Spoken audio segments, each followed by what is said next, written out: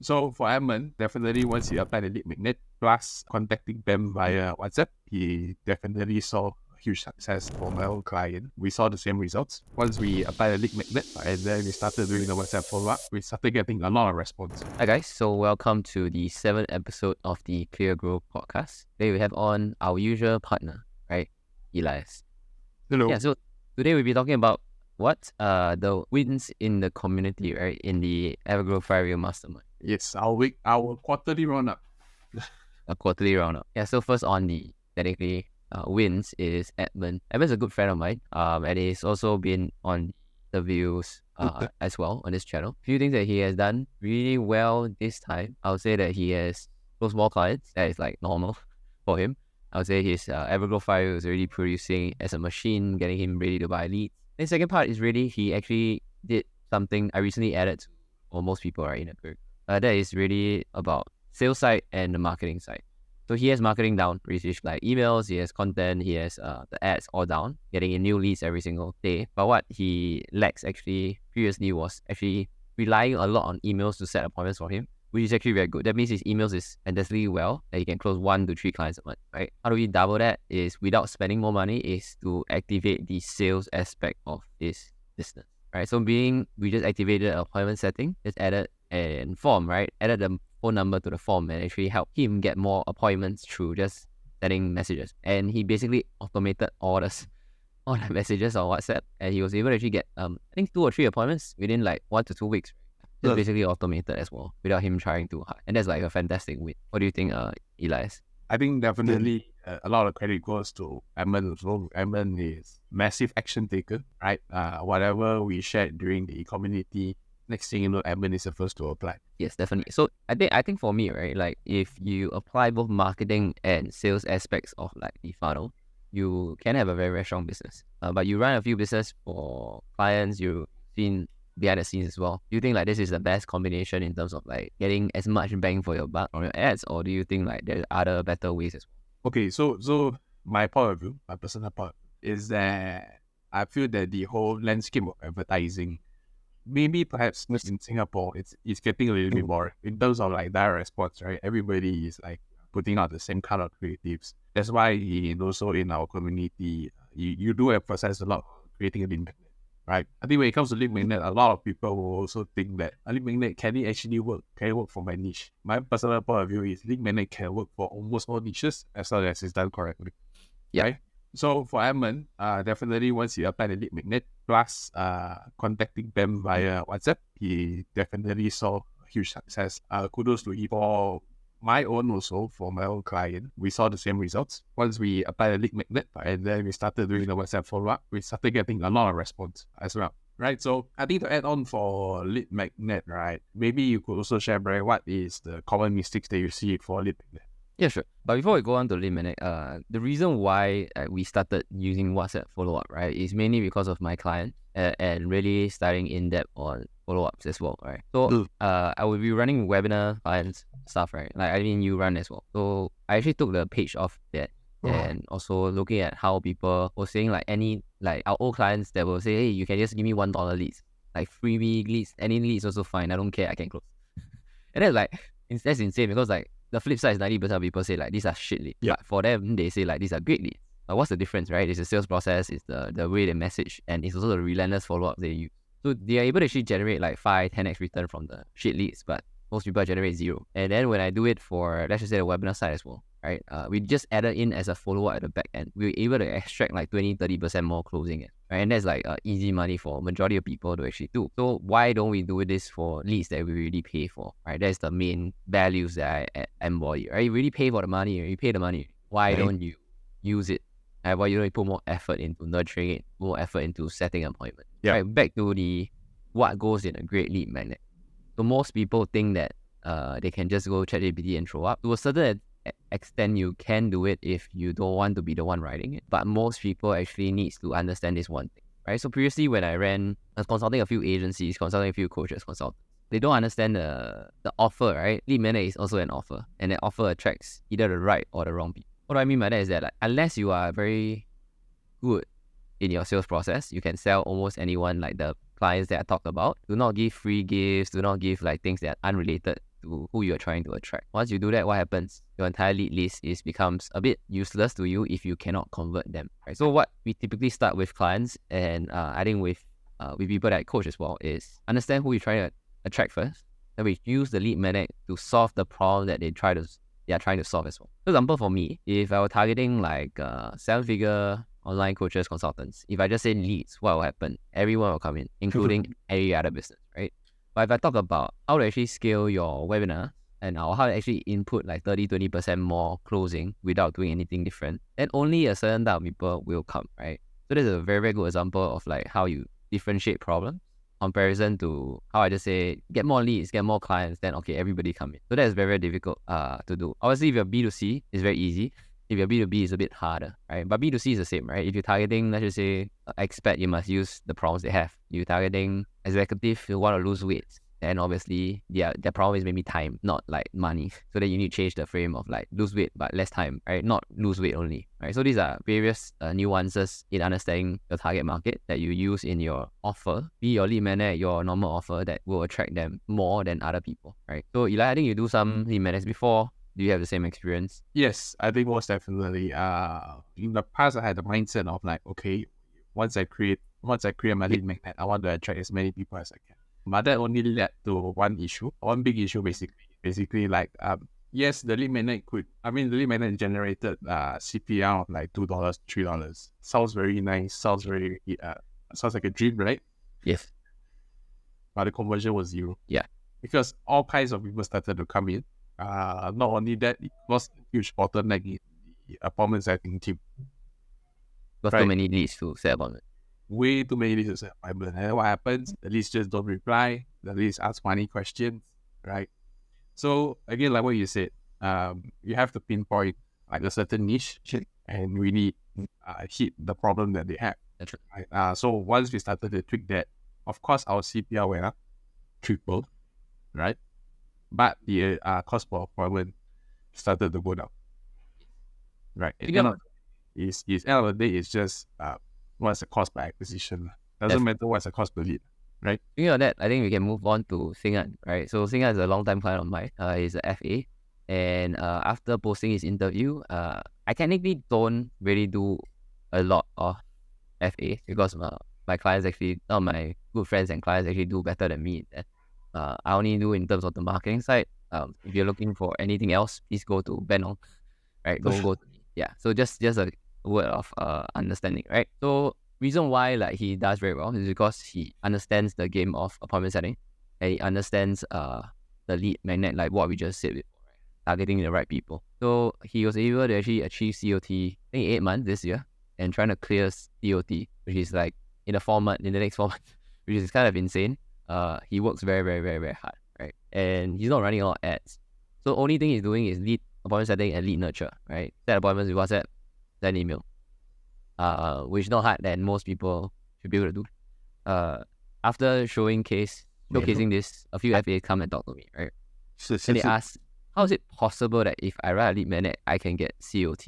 Right? I think 3 people asked me. And like, why isn't it possible? Right?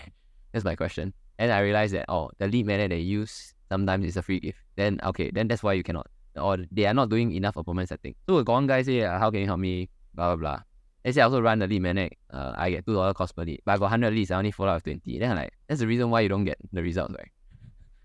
But very tiring to follow up the 20. Then you need like automations, you need like some sort of AI to really help you to a certain extent, or at least hire appointment setter.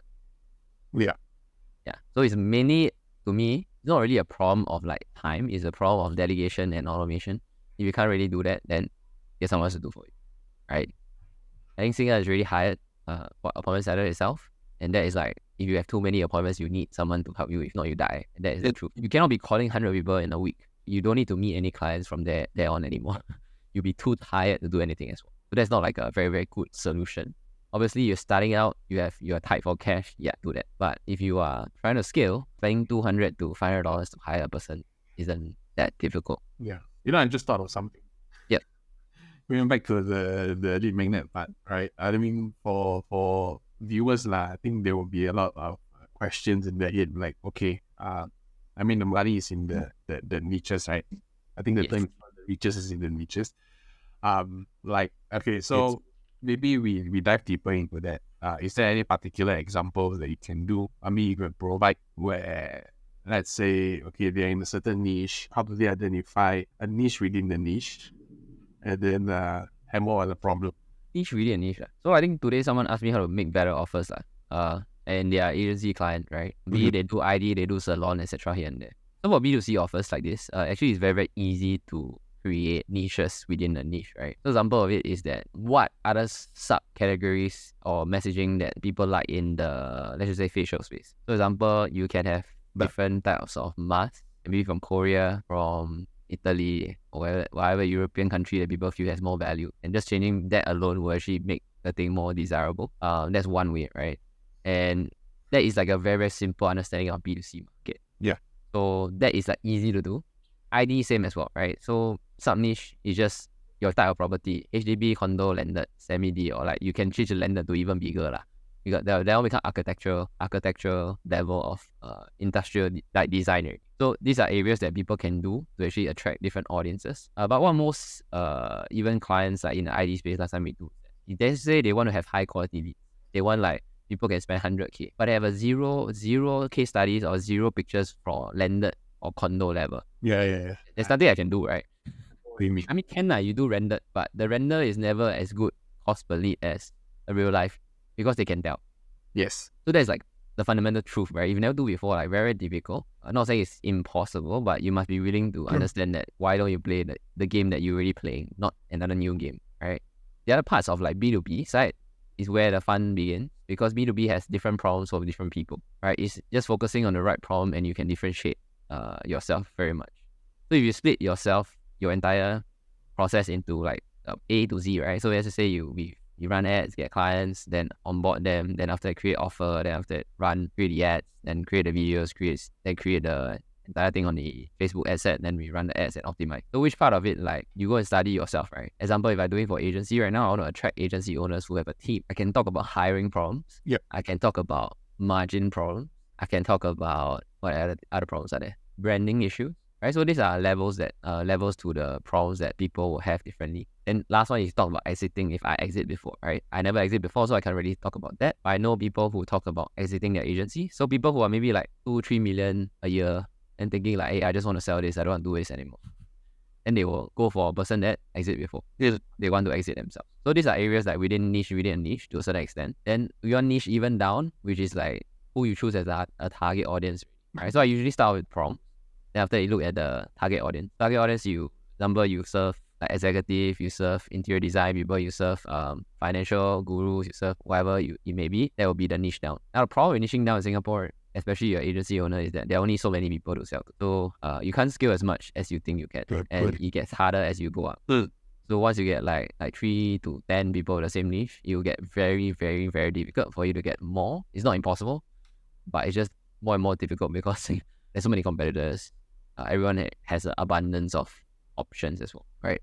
Then you need to stand out through what? Only your delivery and your results, right? So that's the place, and also your brand. So these are the places that are better to stand out in after you get your initial traction of getting a lot of clients as well. So I think we before in a agency managed to get half of Singapore and Malaysia's like gurus, but and getting any more is a bit difficult, right? Unless you do very, very well in the webinar space, very well. Yeah. So that was like how we actually started. Every time when we want to niche hop, right, we actually do the same thing, right? Okay, how do we differentiate? How do we choose an audience that nobody's targeting? How do we choose a messaging to say out to the crowd? So this is exactly the same model. I've been using this for past few years, and it always worked to get me decent results.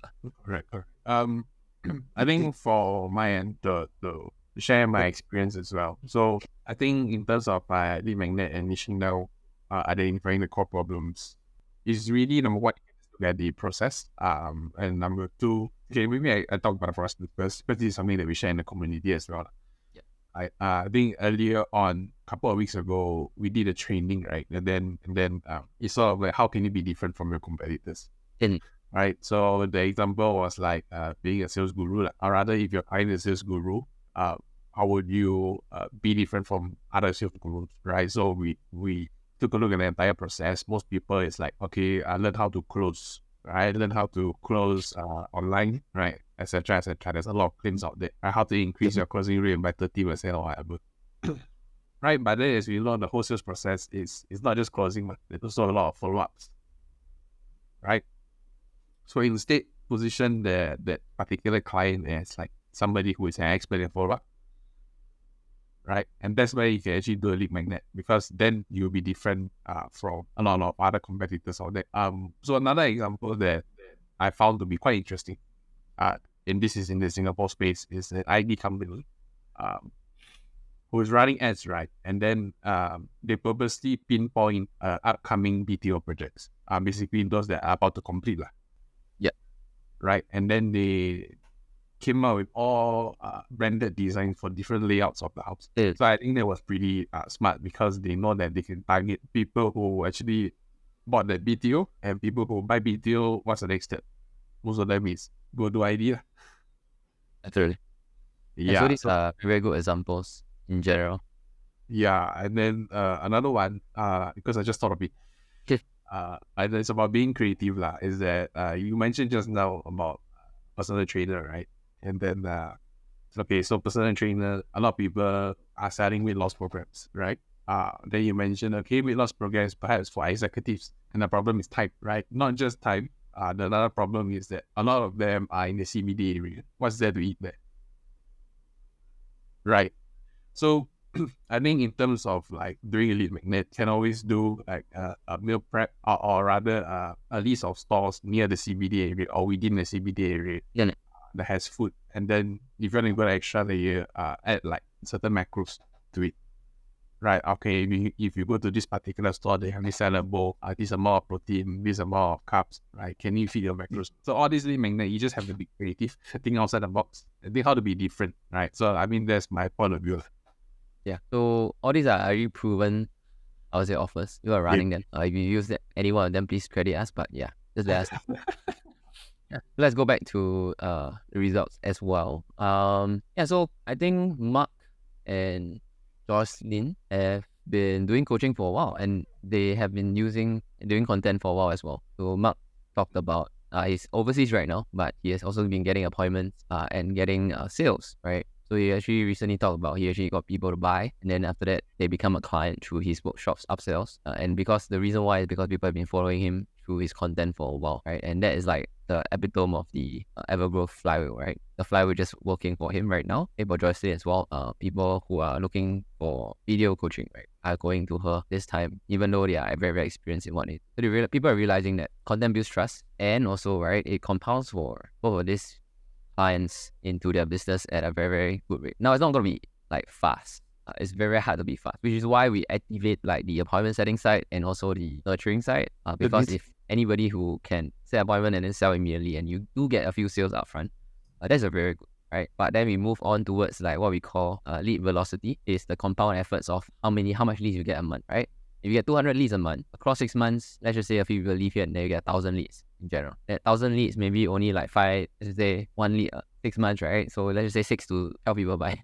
So that's like a negligible amount of people that bought. That's less than like 1% or even less than that, right? So then from there, the 99% that never buy, we still have a chance to actually get them to buy, right? Let's just say you meet more of them. After a while, they want to buy because of nurturing, because of videos. A lot of times when people come to calls with me, the number one thing they say is that like, I read all your emails, I watch some of your videos, some of your podcasts, I really like what you're doing.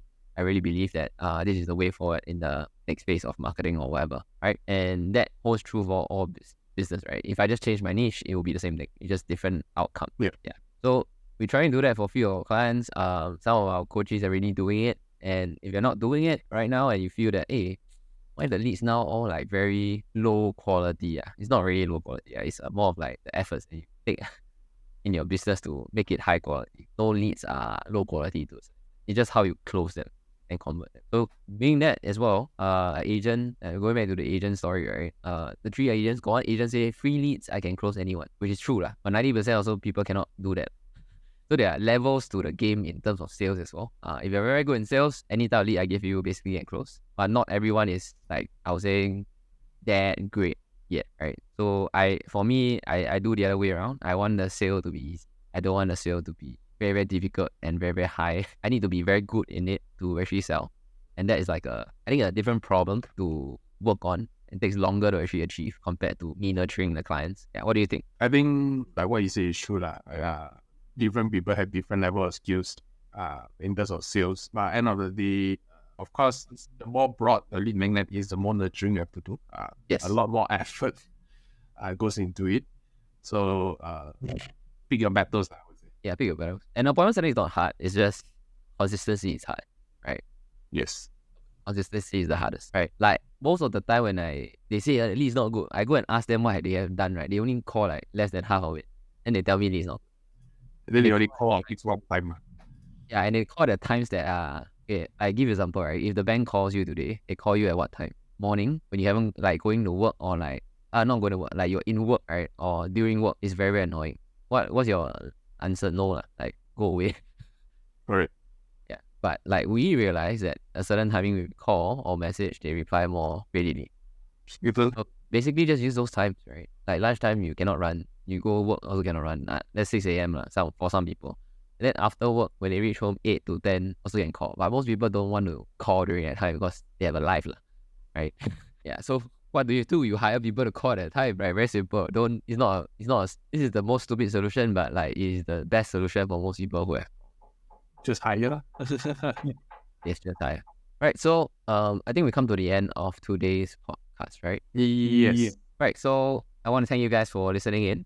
Really appreciate all of you guys who are following us and following actually our journey as well. Yeah, so good notes is that like we are expecting more wins throughout the program as well. If you are interested in the program, there's a first link down below. You can actually click on the link to actually book a call with me, and we'll see whether you're a good fit as well. And then don't worry, it is a sales call, right? To be honest with you, it's not gonna be like, I'm not gonna be lying to you, but we want to actually give you value before we actually get you on board as a client as well. So that's how we actually do things. Yeah. So if you have any questions, if you have any topics that you want us to cover next week, we'll leave them down in the comments, and I'll see you soon again.